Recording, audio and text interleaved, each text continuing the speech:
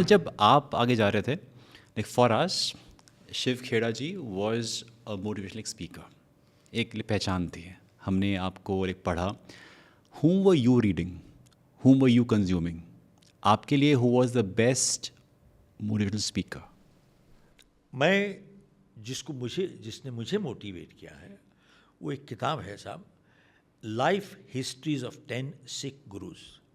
10 सिख गुरुओं की जो जीवनी है ना, उसने मुझे मोटिवेट किया है। और किस वजह से मैं उनकी जीवनी से प्रभावित हुआ हूँ, क्योंकि इसमें आप देखें, सिख छठे गुरु, उसके बाद गुरु तेग बहादुर, गुरु गोबिंद सिंह साहब, इन्होंने तलवार भी उठाई थी। ये सच्चे ईमानदार थे, लेकिन वो कहते हैं कि हमेशा सच्चाई और अच्छाई की जीत होती है। ऐसा नहीं है। अगर सच्चाई और अच्छाई की जीत होती तो 1000 साल हम गुलाम नहीं होते। देखो, ताकत की जीत होती है, ताकत की जीत होती है। तो इनमें सच्चाई थी, ईमानदारी थी, लेकिन इनके ऊपर अत्याचार होने शुरू हो गए तो इन्होंने तलवार उठा ली साहब। तो इन्होंने रक्षा की, शस्त्र शास्त्र सब साथ में लेके चले, तभी हुआ। उसके बिना कोई काम नहीं होता। तो इसलिए इंटेग्रिटी, ईमानदारी इज़ नॉट इनफ। अनलेस आपके अंदर हिम्मत और हौसला और करेज नहीं है ईमानदारी को इम्प्लीमेंट करने के लिए, तो आप एक काम करो, ताला लगा के लॉकर में बैठ जाओ, कुछ नहीं करते। आज की तारीख में भी आप देखें, बहुत से पॉलिटिशियंस हैं, जानते हुए कि जो कर रही है सरकार, कर रही है या नेता कर रहे हैं, देश के लिए खराब है, लेकिन फिर भी सपोर्ट करते हैं, और अकेले में बात करो, कहते हैं हाँ गलत है, कर रहे हैं, लेकिन हम फिर भी सपोर्ट कर रहे हैं। जानते क्या कहते हैं? मेरी लॉयल्टी पार्टी के साथ है, मेरी लॉयल्टी पार्टी के साथ है। मैंने कहा भैया, पार्टी मैन तो बहुत हो गए, you have got too many party man, there is no country man. देश की लॉयल्टी नहीं, तेरे को पार्टी की लॉयल्टी। जानते हो क्यों? क्योंकि तेरी कुर्सी लटक रही है वहाँ पर, इसलिए तू उसको सपोर्ट कर रहा है, जानते हुए कि वो गलत काम कर रहा है। So this is sad. और इसी वजह से हमारा देश आगे बढ़ नहीं पा रहा है। ये लोग जो कहते हैं ना विश्व गुरु बन जाएंगे, फलाना बन जाएंगे, ये बन जाएंगे, अरे भैया देखो, अपने आप को टूटने से बचाओ। हमारे 10th नंबर से जीडीपी आ गई, हम 4थे नंबर पे पहुंच गए, क्या हो गया फिर? इसी जीडीपी 6.9 दुनिया में सबसे बड़ी जीडीपी हमारी हो रही है। 6.3%, 6.9% जीडीपी है। अरे भैया 6.3% जीडीपी है, उसमें से 6% तो 50 परिवारों को मिल रहा है, बाकी 0.3 तो पूरा 150 करोड़ ले रहा है। इसको तरक्की कहते हैं? अरे भैया जीडीपी पर कैपिटा देखो, पर कैपिटा कितनी है? लोगों को $2000 साल में नहीं मिल रहा है, भूखे मर रहे हैं। 84 करोड़ को आप रोज़ खाना देते हो, 84 करोड़ को। अगर अमीर थे तो आप खाना क्यों दे रहे हो? गरीब है ना, तभी तो दे रहे हो आप।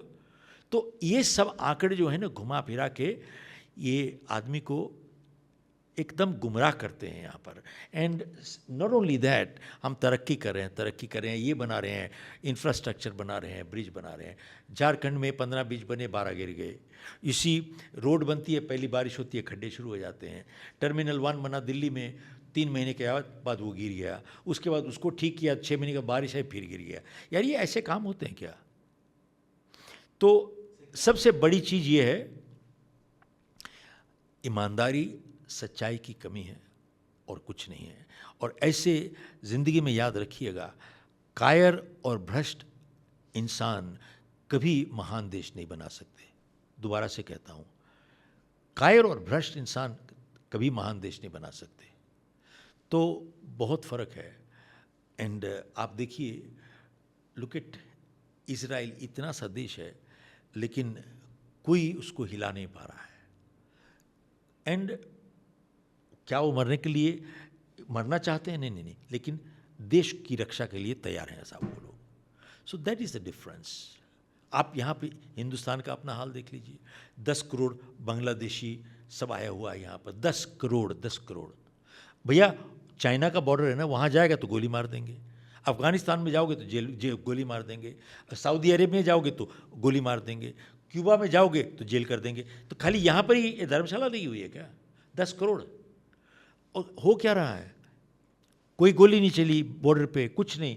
2000 रुपये देते हैं, अंदर आ जाते हैं। 2000 रुपये देते हैं, आधार कार्ड बन जाता है। 2000 रुपये देते हैं और इलेक्शन कार्ड बन जाता है। क्या कर रहे हैं? अपनी माँ को बेच रहे हैं, अपनी माँ को बेच रहे हैं। तो हमारे जो सिपाही हैं ना, वो बाहर के दुश्मन से लड़ सकते हैं, घर के अंदर के दुश्मन को क्या करेंगे वो? और ये सारे अंदर में घुसपैठिए बने हुए, घुसपैठिए हैं। This is it. ये तो सुप्रीम कोर्ट ने भी एक्सेप्ट किया हुआ है। 5 करोड़ की तो फिगर एक्सेप्ट की हुई है, एस्टे ऑफिशियल फिगर है। They are 10 crore. और यहाँ से आते हैं, जम्मू तक चले जाते हैं, बंगलोर तक चले जाते हैं। अरे 3000 मील पार करके भी चले जाते हैं। कैसे जाते हैं यार? ये क्या क्या ईमानदारी है यहाँ पर? तो ऐसा है कि अपना देश हम लोग खुद ही बर्बाद कर रहे हैं।